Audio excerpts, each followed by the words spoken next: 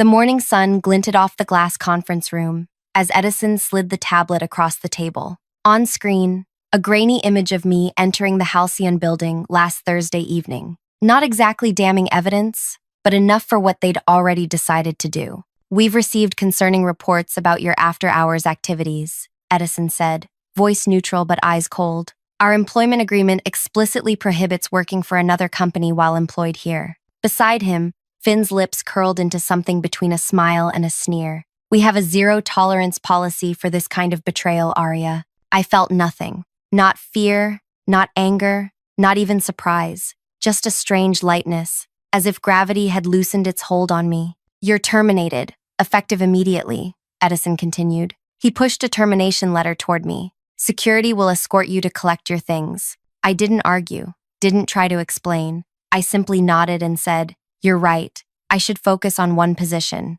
Their expressions flickered, confusion crossing their features before settling back into professional neutrality. They had expected tears, pleading, maybe anger. Not this calm acceptance. What they couldn't see was the weight lifting from my shoulders as I placed my access badge on the table. 3 years of constant anxiety, of carrying an entire company's digital safety alone, evaporating in an instant. Finn cleared his throat, uncomfortable with my composure. "We'll need all passwords and access credentials before you leave." I smiled. "Everything's documented in the system knowledge base, just as protocol requires." Another lie. The documentation existed, but it was like giving someone a map without a compass, technically complete but practically useless without my contextual knowledge. As security walked me to my desk, colleagues stared, whispered. I packed my few personal items, a ceramic mug, a small plant that had somehow survived 3 years of neglectful watering, a notebook full of system architectures only I truly understood.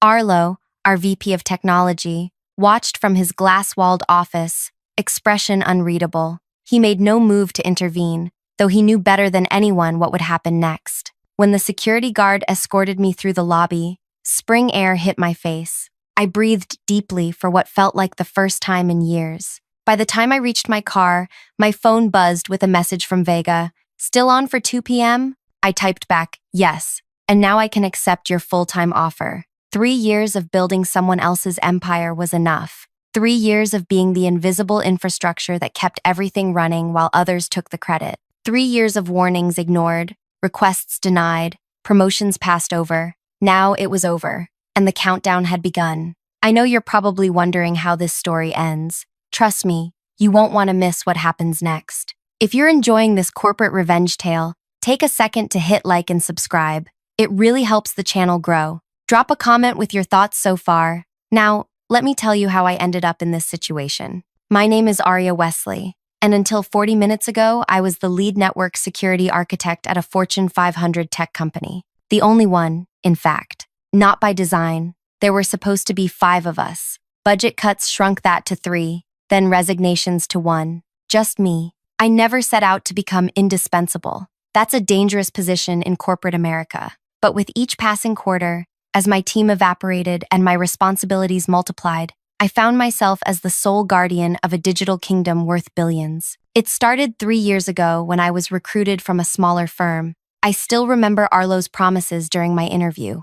"We're building a world-class security team," he'd said, eyes bright with genuine enthusiasm. "You'll lead a specialized group focusing on our proprietary systems." The salary wasn't spectacular, but the challenge was irresistible. Building security architecture for cutting-edge technology, working with brilliant minds, I signed immediately. Reality arrived by month 3. The first round of strategic restructuring eliminated 2 senior positions on my team. By month 6, another colleague left for better pay elsewhere. His replacement lasted 4 months before budget freezes, eliminated the position entirely. "Temporary situation," Arlo assured me. "We'll staff up next quarter." Next quarter became next year. Next year became let's reassess after the merger. The merger came and went. Still, just me. Meanwhile, the systems grew more complex. Our client base tripled. The attack vectors multiplied. I built increasingly sophisticated protection measures, working nights, weekends,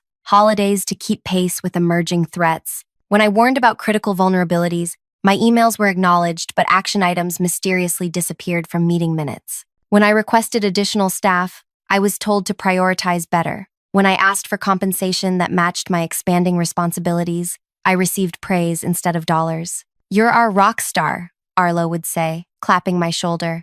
"Nobody understands these systems like you do." That was the problem. Nobody did understand them. Nobody wanted to understand them. I offered to train others, to document the increasingly Byzantine architecture that had evolved under pressure. The offers were met with nods, smiles, and zero follow-through. Last winter, I prevented a breach that would have exposed millions of client records. Working 72 hours straight, barely sleeping, I identified the intrusion pattern and built a new defense layer in real time. When the crisis passed, I received a $500 gift card and a mention in the company newsletter. The CEO, who took credit for our robust security culture, received a 7-figure bonus. That was when I realized what I had become, not invaluable, but invisible. The infrastructure nobody sees until it fails.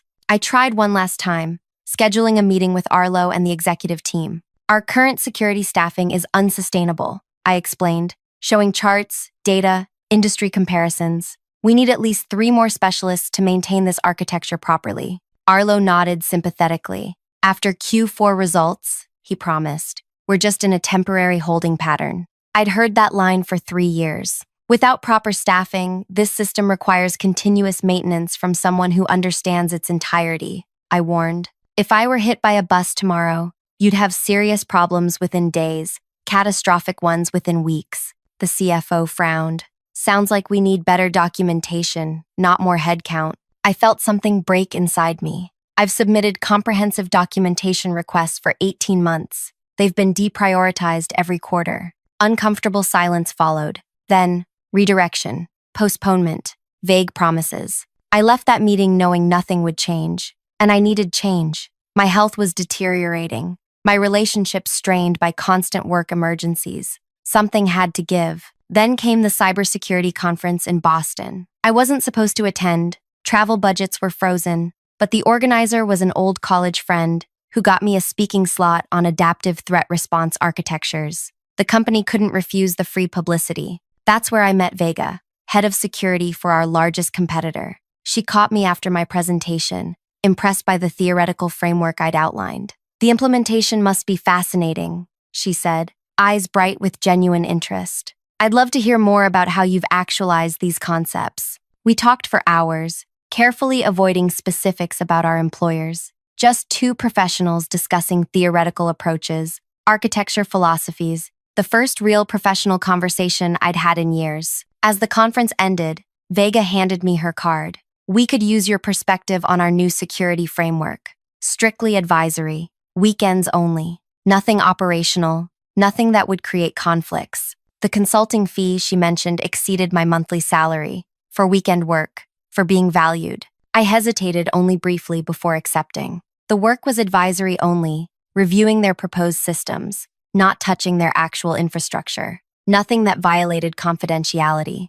Nothing operational that impacted either company. For 8 weeks, I lived a double life. Weekdays maintaining the digital fortress that protected billions in assets, unrecognized and undervalued. Weekends being respected, heard, and compensated appropriately for my expertise. Then last Thursday, I parked 2 blocks from Vega's office building for our regular meeting. Someone recognized my car, someone made assumptions, someone decided I was dispensable. What they failed to understand: their entire security infrastructure required specialized weekly adjustments that only I knew how to perform. Adjustments I'd tried to teach others, but nobody had time to learn. Adjustments that prevented the exact cascade of system failures I'd warned about repeatedly. As the security guard escorted me from the building, my phone lit up with a message from Vega. "Advisory board approved full-time offer. Chief security architect. Triple your current salary. Team of 8. When can you start?" I looked back at the gleaming tower where I'd given 3 years of my life.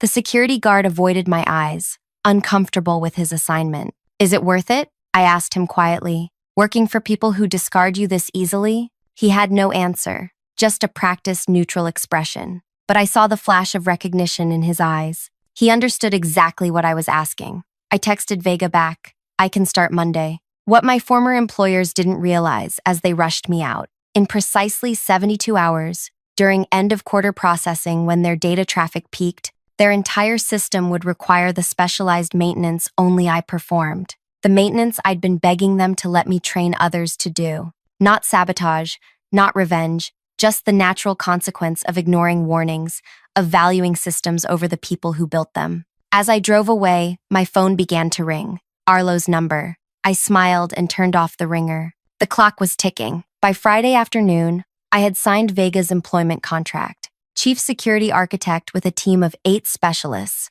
triple my previous salary and equity options. The relief was physical, like putting down a weight I'd carried so long I'd forgotten what normal felt like. I spent the weekend preparing for my new role, sleeping more deeply than I had in years. No emergency alerts waking me at 3 a.m. No expectations of immediate response, just silence and rest. Monday morning, I arrived at Halcyon headquarters dressed in a new suit. The lobby's soaring ceilings and natural light were designed to impress, but it was the respect that struck me most. "We're thrilled you're joining us, Aria," Vega said, giving me a proper orientation tour. "Let me introduce you to your team." Team. The word sounded foreign after years of solitary responsibility. 8 security specialists, each with defined roles that complemented one another. They looked at me with curiosity, not the desperate relief I'd grown accustomed to when appearing to solve the latest crisis. "We've heard incredible things about your adaptive security approach," said Ellis,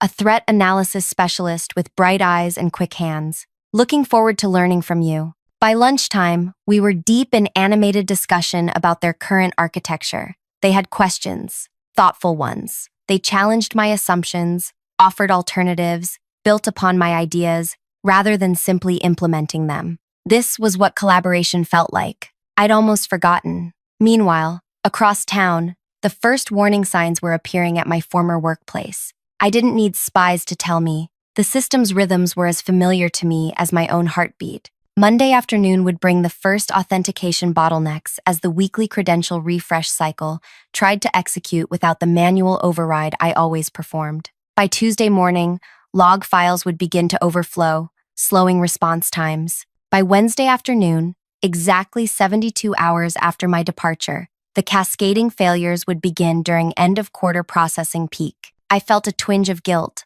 not for what would happen, I had warned them repeatedly, but for the innocent employees who would suffer alongside those who had made the decisions. My phone buzzed at 4:52 p.m. Monday. "Arlo." I let it go to voicemail. "Aria, it's Arlo. Look, there seems to be some issue with the authentication servers. Probably just a configuration thing. Call me when you get this. Thanks." His voice was casual, just a small technical hiccup.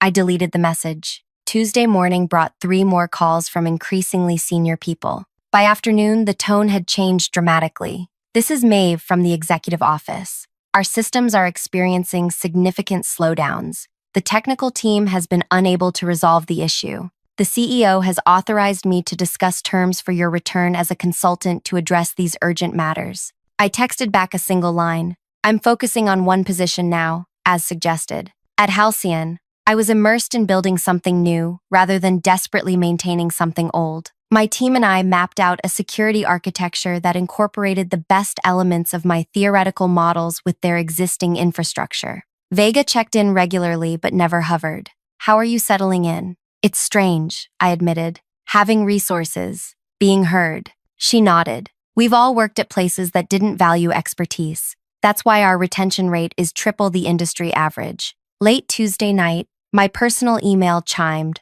From Arlo, marked urgent. "Critical system failure imminent. Name your consulting rate. Please respond immediately." I closed the laptop without replying. Wednesday dawned bright and clear. At my morning team meeting, we finalized our implementation plan for the new security architecture. The energy was electric. 8 brilliant minds building something together, each contribution acknowledged and valued. My phone began vibrating continuously around 2 p.m. I silenced it during our planning session. When I checked later, I had 17 missed calls and twice as many texts. One from Edison in HR. "Legal has reviewed your termination. We may have acted hastily. Please call urgently." Another from Finn. "Whatever they're paying you, we'll double it. This is critical." From the CEO himself. "National clients losing access to accounts. regulatory implications, board meeting in progress, call immediately. I felt no satisfaction, just a hollow confirmation of everything I had warned them about. They had built a kingdom on my shoulders, then pushed me away without understanding what would collapse. That evening, as I drove home from my new office, a breaking news alert flashed across my dashboard display. Major service outage reported at leading financial technology provider. Thousands of client accounts inaccessible. No company name yet, but I knew. The mainstream exposure would come tomorrow when clients couldn't access their quarterly reports, when regulators started asking questions, when the stock began to plummet. At home, I opened a bottle of wine I'd been saving and sat on my balcony, watching the sunset. My phone lit up again, Arlo's number. This time, I answered. Aria. His voice was ragged with exhaustion. Everything's failing. Sequential authentication breakdowns, cascading into the transaction processing layer. Nobody can stop it. I warned you, I said quietly. For 3 years, I warned you. I know. The admission sounded physically painful. Tell me what to do. Any price. I took a slow sip of wine. It's not about price anymore, Arlo. It's about value. We valued you. No, I interrupted. You valued what I produced. Not enough to listen when I told you it was unsustainable. Not enough to staff properly. Not enough to compensate fairly. Not enough to credit honestly. Silence stretched between us. You know what would have prevented this? I continued. Any one person besides me understanding how these systems actually work. Anyone taking 5 minutes to read the warnings I documented in every quarterly review. Anyone listening when I said this exact scenario would happen if I ever left. His breathing was the only response. The recovery procedure exists, I said finally. It's in the disaster documentation I submitted last year. The documentation that was deprioritized because you're handling everything so well, Aria. I ended the call and turned off my phone. Thursday morning, I arrived at Halcyon to find Vega waiting in the lobby. Have you seen the news? She asked, holding out her tablet. The headline was stark. Major tech failure erases billions in market value. Beneath it, a photo of my former company's headquarters. Their entire client database is locked, Vega said. Transaction processing down for 16 hours and counting. The stock has dropped 40% since opening.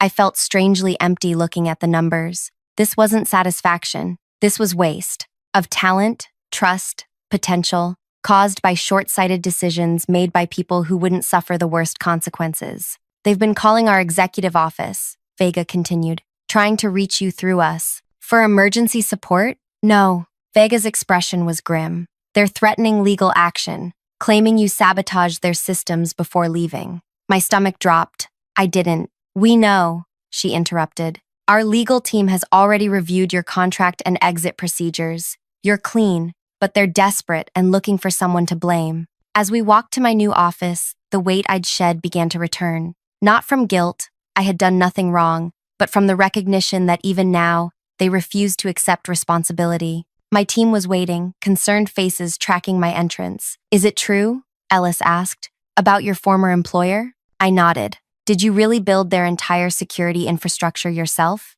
Another team member asked. Not by choice, I said. By necessity. Understanding passed between us. The silent recognition of a shared experience. Every person in that room had, at some point, been the unacknowledged foundation others stood upon. Well, Ellis said finally, their disaster is educational for us. Let's make sure our systems never depend on any single person, including you, Aria. The simple wisdom of this statement nearly brought tears to my eyes. This was leadership, acknowledging expertise while preventing unhealthy dependency. We returned to our work, designing resilience into every layer of the new architecture. But as morning turned to afternoon, the news grew worse for my former employer. Regulators had launched an investigation. Client defections were accelerating. The stock had dropped another 15%. My phone, which I'd finally turned back on, displayed 57 missed calls. The last one came from an unknown number. The voicemail was from the board chair himself. Miss Wesley, this is Terrence Walsh. The situation has become untenable. The board has removed several executives this morning, including Mr. Edison and Mr. Finn. We recognize the systemic failures that led to your departure. Please call me directly to discuss how we might move forward. I sat with this message for a long time, cursor hovering over the delete button. Part of me wanted to let them continue paying the full price of their decisions. Another part recognized that innocent people, regular employees, clients, were suffering for leadership's failures. At our afternoon meeting, Vega pulled me aside. Their CTO reached out directly. Apparently, the board fired half the executive team this morning. I heard, I said. They're offering an astronomical consulting fee for emergency recovery assistance. 1 day of your time, remotely. No ongoing commitment. I hesitated. What do you think? Vega considered carefully. Professionally, helping them doesn't harm us. Their reputation is already damaged beyond quick repair. Personally, it's your call. You don't owe them anything. As I walked back to my office, Ellis fell into step beside me. You know, they said casually, sometimes the most powerful message isn't letting someone fail completely. It's showing them exactly what they lost by letting them see you succeed elsewhere. I stopped walking. What do you mean? Ellis shrugged. If you help them recover, they'll always know 2 things. That you could have prevented their disaster, and that you were gracious enough to help them despite how they treated you. That kind of knowledge changes organizations more than bankruptcy. I considered this perspective as I returned to my desk, where my team was already implementing the security architecture we'd designed together. My finger hovered over Terrence Walsh's number. What would truly constitute revenge in this situation? Letting their systems remain broken? Their company possibly collapse? Or showing them exactly what they had discarded? The answer came as I watched my new team working together, each person's contribution acknowledged, each voice heard. I pressed the call button. Miss Wesley, Terrence Walsh's voice carried the strained politeness of someone unused to making requests. Thank you for returning my call. Mr. Walsh? I kept my tone neutral. I understand your company is experiencing technical difficulties.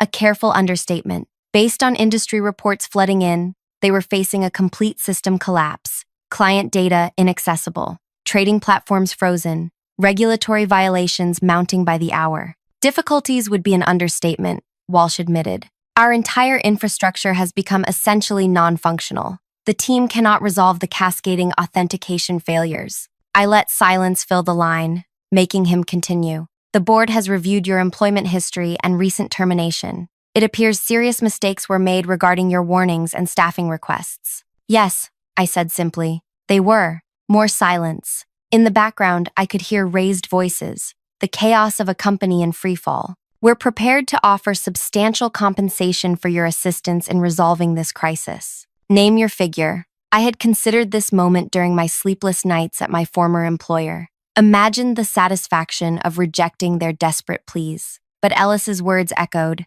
Sometimes the most powerful message isn't letting someone fail completely. My consulting rate is $50,000 per hour, I said, naming a figure that would have seemed absurd a week ago. 4-hour minimum engagement, payment in advance to my specified account, and I have conditions beyond compensation. Walsh didn't hesitate. Done. What conditions? First, I work remotely. I don't set foot in your building. Understood. Second, I provide instructions only. Your team implements. I won't directly access your systems. That's challenging, but acceptable. Third, I receive a public letter of apology, acknowledging that I warned about these vulnerabilities repeatedly and was ignored. Walsh paused. The legal implications are less severe than bankruptcy, I finished. Fourth, every member of my former team who was laid off receives 6 months severance and positive references. The board would need to. Fifth, I continued, you create and fully fund the security team structure I originally proposed, with market rate salaries and proper management support. Silence stretched between us. These aren't just demands for my benefit, Mr. Walsh, I explained. Without these structural changes, you'll be right back here in 6 months when the next person burns out or leaves. I heard papers shuffling, muffled voices as he conferred with others. We agree to your terms, he finally said. How soon can you begin? Transfer the payment, send written confirmation of all conditions, and I'll start this afternoon. After ending the call, I sat motionless, letting the reality settle around me. Not revenge as I had imagined it, but something more profound. Accountability, change, recognition. Vega knocked on my open door. How did it go? I explained the agreement. She nodded approvingly. Using their crisis to force structural change. Impressive. It's not just about making them pay. I said. It's about making sure this doesn't happen to the next person. Exactly why we wanted you here, she replied with a smile. This approach to their crisis actually aligns perfectly with our next phase. The board has approved our proposal to launch a security consulting division. I looked up, surprised. We've received 17 inquiries since news of their failure broke, Vega continued. Companies terrified they might have the same vulnerabilities. Who better to lead that division than someone who just proved how essential proper security architecture is? The pieces clicked into place. My experience wasn't just valuable here, it was transformative, not just for me, but potentially for an entire industry that consistently undervalued the invisible infrastructure keeping it alive. I'd like you to present the concept at next week's leadership meeting, she added, with a proposed structure and staffing plan. After Vega left, I opened my laptop to prepare for the emergency consultation. Within minutes, my inbox pinged with the payment confirmation and a signed letter agreeing to all my conditions. I sent detailed recovery instructions to my former company's technical team, step-by-step procedures to resolve the authentication cascade failure. Instructions I had actually documented months ago, but that had been buried in unread reports. As expected, questions flooded back immediately. The team trying to implement my instructions lacked contextual understanding of the systems they were attempting to save.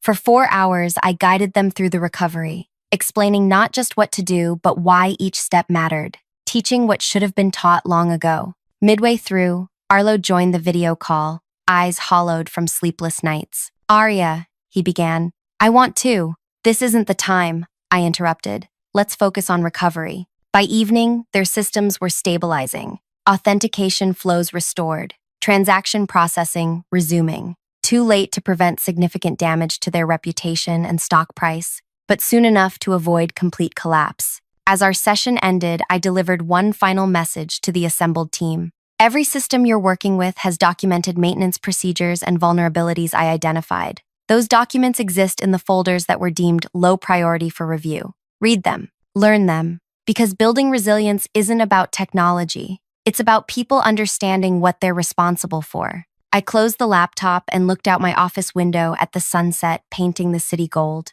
My phone buzzed with a text from Ellis. Teams heading out for drinks to celebrate the new architecture approval. You coming? For the first time in years, I had no alerts to monitor, no systems that would implode without my constant attention. I had colleagues, not dependents, boundaries, not endless obligation. On my way, I replied. 1 month later, I stood in Halcyon's largest conference room, presenting our new security consulting division to the executive team. Behind me, slides displayed the market opportunity created by my former employer's very public failure and our unique positioning to address it. Every company believes their technical systems are secure until proven otherwise, I explained. Our approach isn't just providing better technology, it's changing how organizations value and structure their security operations. The approval was unanimous. Within days, we began hiring, expanding my team to 20 specialists with diverse expertise. Our first clients were already lined up,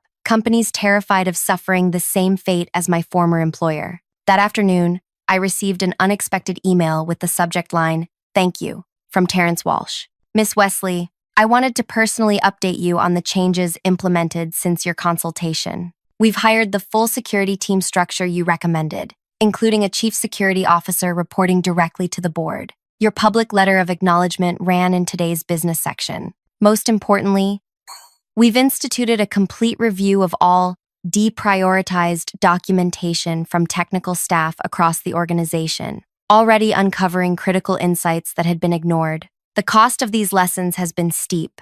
Our market value remains 30% below pre-incident levels, and client trust will take years to rebuild. But the cultural change within the organization has been profound. Your impact extends far beyond the technical recovery you guided. If you're ever interested in returning, my door remains open. I closed the email without replying. There was nothing to say. My answer was already visible in industry announcements about Halcyon's new consulting division and my role leading it. 3 months after my termination, I took the stage at the same cybersecurity conference where I'd met Vega. This time, I wasn't speaking as a lone architect, but as the division head of a growing team, presenting our framework for organizational security resilience. In the audience sat former colleagues, including Arlo and the new CSO they'd finally hired. Their expressions as I detailed our client growth, including 5 companies who had transferred their business from my former employer to Halcyon, told me everything. They understood, finally, that what they had lost wasn't just my technical knowledge. They had lost the future I was now building elsewhere. After my presentation, attendees swarmed with questions and business cards. Among them was the new CSO, who waited until others had dispersed. "Your replacement system is impressive," I acknowledged, noting the positive industry reviews their rebuilt security architecture had received. "Built on your foundation," she admitted. "Your documentation was extraordinary once anyone actually read it. You saved them even while leaving." I smiled. "Some lessons can only be learned through consequences." As I gathered my materials, she added, "You know they track your success obsessively now. Every announcement, every client acquisition, measuring what could have been theirs. And there it was, the true revenge. Not their failure, but my success. Not their loss, but my gain. Every achievement at Halcyon was a reminder of what they had discarded. Every innovation my team produced reflected what they could have had if they had listened, valued, supported. The most devastating consequence wasn't the system failure or financial loss. It was watching me build elsewhere what they had prevented me from building with them. 6 months to the day after my termination, Halcyon announced our security consulting division had become the fastest-growing segment of the company, with a client list that included 3 Fortune 100 corporations. The press release featured my name prominently, alongside quotes from clients about our revolutionary approach to organizational security architecture. That evening, Ellis organized a team celebration. 20 brilliant specialists, none overworked, none undervalued, each contributing their unique expertise to something larger than themselves. As we raised glasses, Ellis offered a toast to Aria, who showed us all that the best expertise isn't about knowing everything yourself. It's about building teams where everyone's knowledge is heard. Looking around at these faces, engaged, respected, collaborative, I realized this was the real victory. Not watching my former employer struggle, but creating an environment where talent could thrive, where warnings were heeded, where expertise was valued, where no single person carried an impossible burden. Sometimes the most satisfying revenge isn't making others fail. It's succeeding so visibly that they must forever live with the knowledge of what they lost. And sometimes the greatest revenge of all is simply building the life and career you deserve elsewhere. If this story resonated with you, take a moment to like, subscribe, and share with someone who might need to hear it. We've all experienced being undervalued or overlooked at some point. Maybe you're carrying an entire department on your shoulders right now, wondering if anyone notices. Remember, your worth isn't determined by those who fail to see it. The right environment is out there, one that values not just what you produce, but who you are. Drop a comment sharing your own workplace experience or how you found your professional home. Your story matters too.